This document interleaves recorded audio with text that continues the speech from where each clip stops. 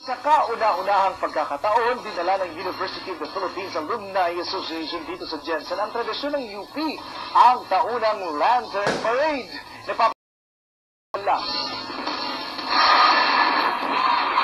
Nagningning ang mga kalsada ng Jensen nitong Sabado dahil sa naggagandahang parol na ito.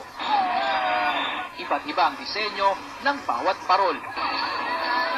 May hugis regalo, Belen, Christmas tree na inilagay sa tricycle at si Santa pa ang nagmaneho. Siyempre, may mga hugis bituin din. Meron ding pinag-isa na ang Christmas tree at parol. May parol ding ipinarada kasamang banal na pamilya at ang tatlong hari. Iniligo dito mula sa Quintuna Park, Pioneer Avenue hanggang Global Plaza. Ay, nice one ko lang mga parol. And right now, where we greeted you good morning, it's because we came from an institution. Ay, sobra kayo.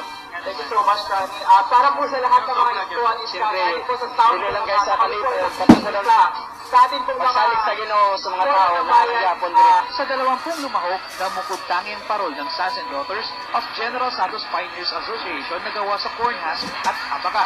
Inuwi nila 30,000 pesos na cash prize. Pinag-isipan namin ito ang design, ito lagyan natin ng tema ng pag-asa ng Nasungkit ng hugis regalong parol ng Johnny ang National Prize.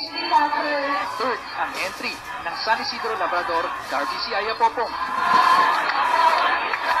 Ito ang kaunang-unahang Lantern Parade na inorganisa ng UP Alumni sa soft sergeant na matagal ng tradisyon ng premyadong universidad sa bansa. Kasi naging tradition na rin ng UP yun, no? For 90 years, ito yung parang year-ender. Sa Lantern Parade naman, lahat ng mga creativity ng mga estudyante sa UP, no, lahat ng diskarte, pinapakita doon sa paggawa ng lantern.